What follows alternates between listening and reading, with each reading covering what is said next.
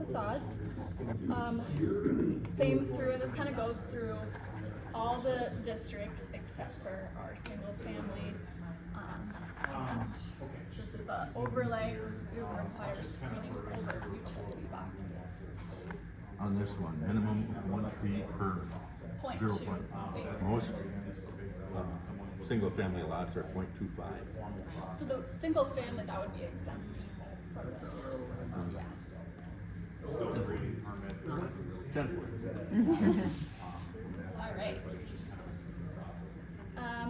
And so then we have some headlight shielding requirements. So that would be required when the lot is abutting a residential district. And that is detailed in the footnotes. And then the same parking screening would be shrubs with a minimum of 3 feet plus, and this is something that I think we need to strike. It would be plus an opaque enclosure, so that means around every single parking lot we would need to have some sort of fence, and I just think that is a little bit more than moderate. So as of right now, I'm recommending that we strike that. Let me know if anyone has any other opinions on that. Well, I have a question on that one. Yeah, The lighting part of it, where was it? these last two. Yeah. I back into my driveway. Yep. Always have. I light up the neighbor's house. Even more now with LED lights. Yep. Am I gonna be in violation by lighting their house up? If you're a former cop, it's okay.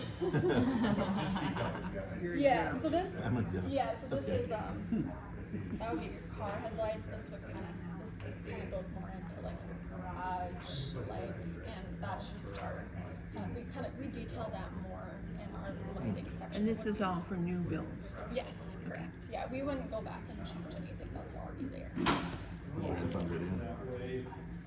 Well, until you had the exterior lights on your garage that lights up the whole neighborhood. Then it's a big complaint. Yeah. Those are on the motion. Mine are too. All right, so B3, that is our downtown district. So with that, we allow 0 setbacks in that district, so it would only make sense to have a 0% open space requirement. There's really, we don't have much for this. So we wouldn't require any trees on the lot. If there is a big parking lot that is surface, so not garage spaces, we would require 1 tree per 100 parking spaces for a landscaped island.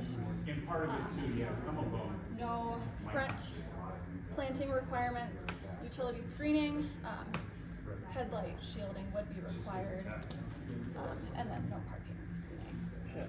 I've got a question. Yeah. In the downtown area is historic, and the neighborhoods next to it have historic buildings, many who will be seeking historic preservation. Do you have any criteria that they need to, new construction needs to blend in rather than stand out? Not as far as landscaping goes. Not landscaping, just facades of the building or heights of the Yeah, we building? don't have any specific facade requirements that are being proposed. Yeah, we don't have any specific material requirements as far as if your lot is in a specific district, it has to look like this. We don't have any proposed at this time. All right, any other questions at this point before we move to industrial? Okay. So, industrial, 15% minimum for open space, and then we get a little bit more lenient with the trees, so that would be 1.5 acre of lot space. We continue the landscaping island, so it is kind of, we try to make things that are consistent across the board, so it would be 1 per 100 up for the parking spaces. And then this would only apply to the front plantings, would only apply to kind of your public entrances or office spaces. And then headlight shielding would be required. And I will note that in this, the headlight shielding is required when it's abutting residential district. As well as parking screening, as well as shrubs or a fence. All right, any questions on that one? All right. So with our civic public district, So what would be an example of that? So that would be like this campus or a school or the county building, yeah. We would have a 25% minimum, 1 tree per every quarter of an acre. And then the same with the landscaping islands, 1 per 100. And then we have pedestrian oriented plantings as for front plantings goes. Utility screening, and then kind of the same for parking screening, shrubs and trees and whatnot. And then our mixed use districts. So this north downtown, that one is 5% open space, no tree requirements. Same with the parking lot landscaping, 1 per 100, no front planting requirements.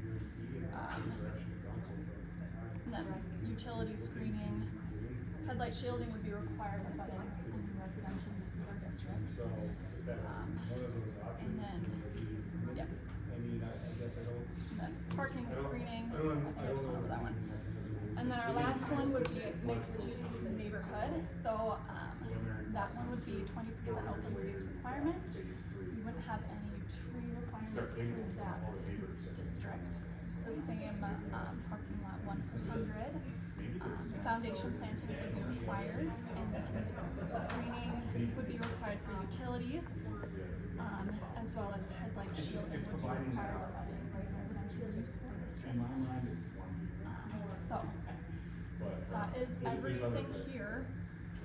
I did print out or kind of come up with some examples from around the area, just to kind of go through what their requirements would have looked like if they were under this landscaping code. So right now, what our requirement is 1 tree per every 40 feet of parking lot space that is next to a road. So this is more substantial than what we have so far. So yeah, go ahead. So I didn't print out a whole ton. Here's this one if you guys want to look at it. So for air apartments, Which ones are those again? those are the ones off of Hillcrest. Okay, Yeah. that's all I need. Yeah. So they have a 2.26 acre lot, so they would have needed 11 trees. Right now, I think we only required them about 4. So that would be quite an increase. So they have, I think they're required 3 or 4 off of Hillcrest Avenue, and then they did more of, so that would just be our only requirement. We wouldn't have had them do any other landscaping. They are doing more. They're doing some facade plantings and plantings around the retention pond. So they do have more than what we required. And so they do have 130 proposed